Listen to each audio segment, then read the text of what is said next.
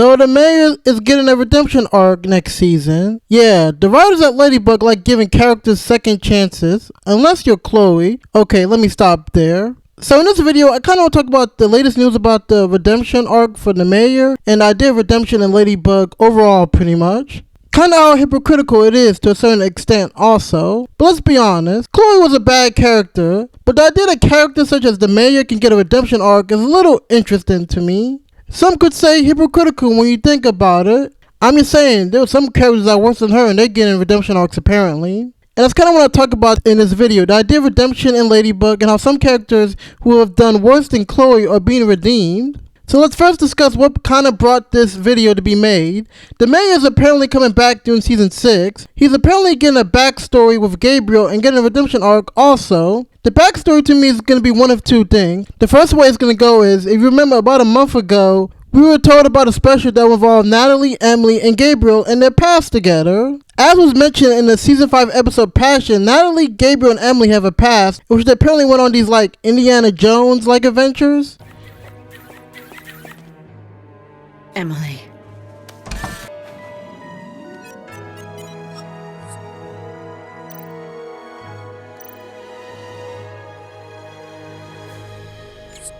I'm counting on you, Natalie.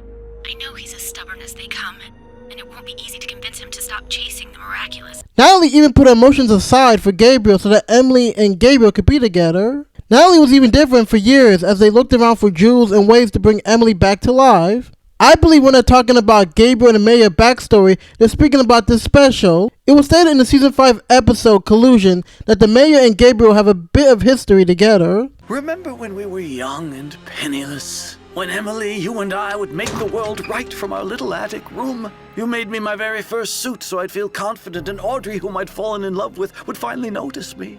It was also kind of obvious with statements made throughout the show. In the season 2 episode Queen's Battle, Audrey, the mayor's wife, said, "I've seen an artist as talented since Gabriel," to Marionette, so it seemed that they have a past together. This hat is not a Gabriel Agreste. Are you responsible for that? I'm the one who created it. Marionette won a fashion design competition. It's the most exceptional thing I've ever seen. I haven't felt this much emotion since you.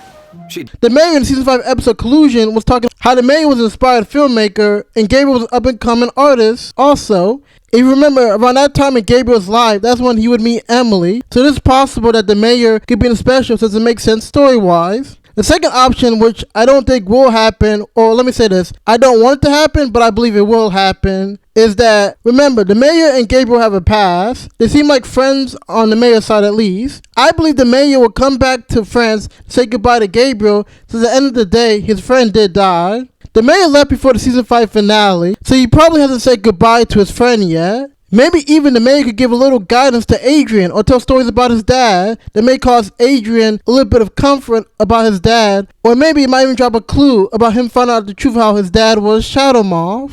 It's also possible that since Chloe is coming back in season 6 also, that he actually decides to be a good father for once. If Chloe comes back to France due to Lila enticing her, and Chloe starts acting up again, maybe the redemption arc for the mayor is actually stopping Chloe from harming others and takes her out of France, and actually be a good father for once. Now that we've established the mayor backstory for season 5, let's get into the video analysis. The first character I want to compare how crazy the idea of Chloe not getting a redemption arc is Felix. Felix appeared in the season 3 episode, ironically named Felix. Felix? Out of just hatred and jealous for Adrian, since Adrian still has a father, even though not having a mom, while Felix does, he evolved in this episode, got Marionette's entire friend group akumatized, and then he literally tries to blame Adrian on it. It all makes sense now. There were 2 Adrians. That explains why our super nice video was answered with a super mean one. And when he gets caught, he has Natalie take the punishment for him. All Chloe got Sabrina to do that for her. Let's also not forget, in the next season, he steals Marionette's kwamis and gives them all to arguably the worst person possible, Gabriel, endangering the city of Paris. Fetch.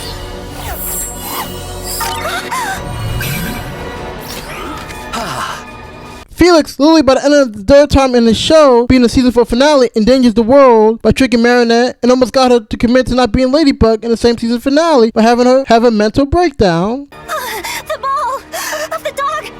Felix! He has the yo-yo, and that means he has the miraculous! I know Chloe bullies Marionette, but she ain't causing meltdowns like this in the season 4 finale. I'm just saying. Felix then comes back in season 5 and literally starts capturing Kagami against her will, saying that he knows better for her, even though not even having a conversation with her before that point, and even though she never asked for it. You know, if you leave me here, my mother will calm down. She'll stop attacking you. I'm not here to return you to your mother, but to set you free from her. I don't need you to set me free from anything. I can very well set myself free.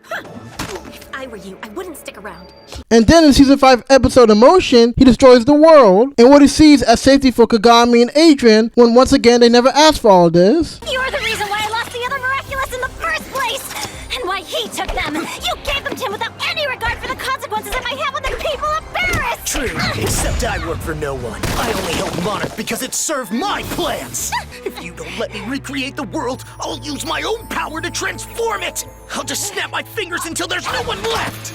Destroying their lives while ironically probably keeping his mom alive. And the only reason why he starts to feel bad is because Kagami and Adrian yell at him for thinking that he killed Marionette. Let's just ignore the citywide damage and close enough murders that this man caused. So literally from season 3 to 5, Felix gave Gabriel a way to destroy the world and then literally does it himself in season 5. This same guy is now somehow cool with Marionette and can keep his Kwame after destroying the world twice. We know this because we see him as a hero with the other heroes in the season 5 finale. Glad to see you again, m'lady.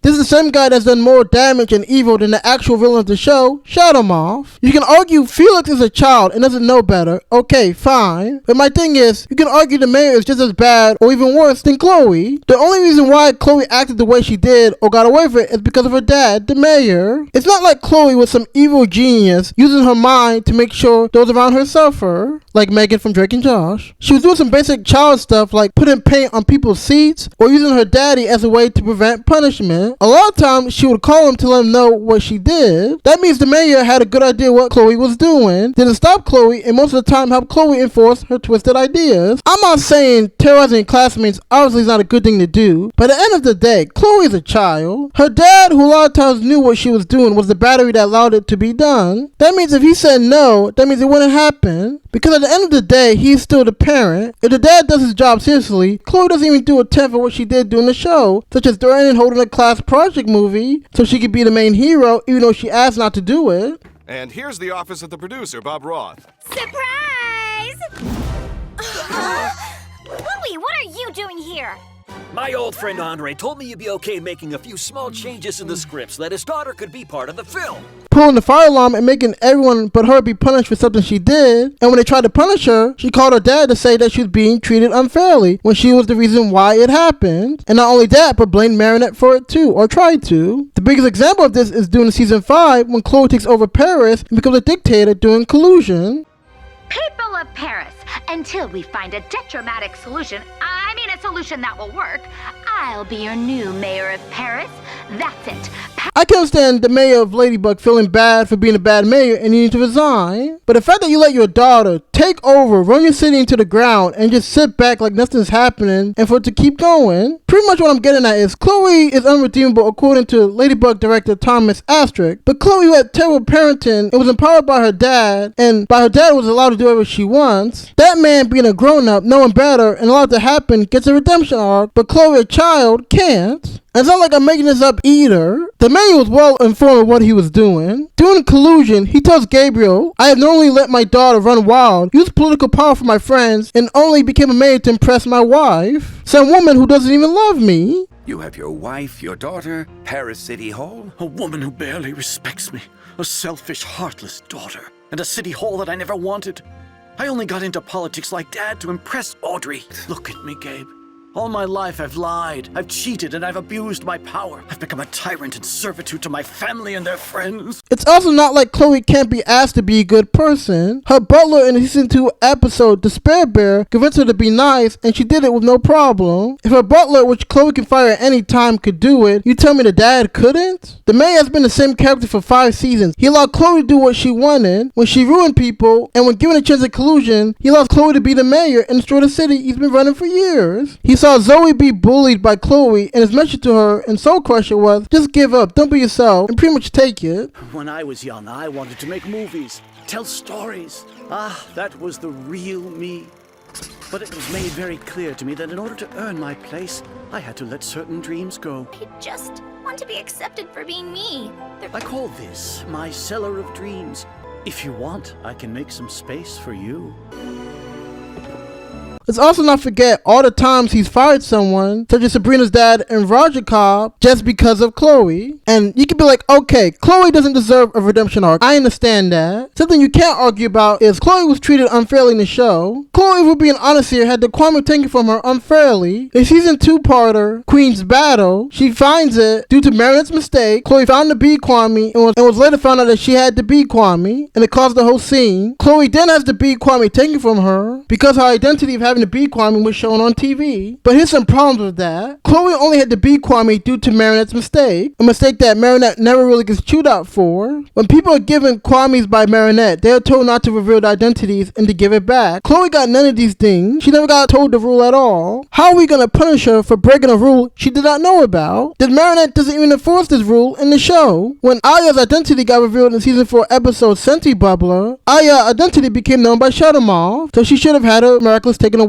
immediately. And what actually happens is the opposite. Aya goes and changes her superhero costume while also changing the superhero name. Aya was still able to become the Fox Kwame user for the rest of the season. Then in the season 4 episode Rocketeers, Menace tells Aya, you can't tell Nino that you have your Kwame still. Me as Ladybug, I can't tell my parents, so you should be able to tell Nino also. I still have to lie to my family. It's been months since I hung out with my dad, but we don't have a choice. We've got to protect our superhero secrets. Fine. Guess what? In the same episode, Aya tells him, and the thing is, Aya does not get punished for it for all during the show. It was kind of unfair for Chloe, and I would argue this is what set her character to this negative downfall. Here's why. If Chloe was given a fair shake like Aya was given, she doesn't get akumatized in the season 3 episode finale. Queen Wasp, I am Hawkmoth. Ladybug and Cat Noir don't want you as their friend, so you will be their most powerful enemy. With that happening, Zoe doesn't exist, since I would argue she doesn't exist since Chloe still have the bee Kwame. Due to Chloe being the current bee Kwame user, they can't tear down her character as bad as they did during the show. Especially, for example, in the penalty episode in season 4, where in season 4, she pretty much became this, hey, we need someone to kumatize, so let's just use Chloe button. And if you don't really believe it, compare season 2 Chloe to season 4, especially season 4 in the early episodes with Queen, Banana, and Soul Crusher. Season 2 and 3, Chloe is still a decently normal character. For example, in the Spare Bear, Chloe tries to be a good person. And then we saw her human side, with her mom especially, in the season 2-parter, Queen's Battle. There's actually a scene in season 3 episode Ladybug, where Chloe is actually protecting Sabrina from getting akumatized.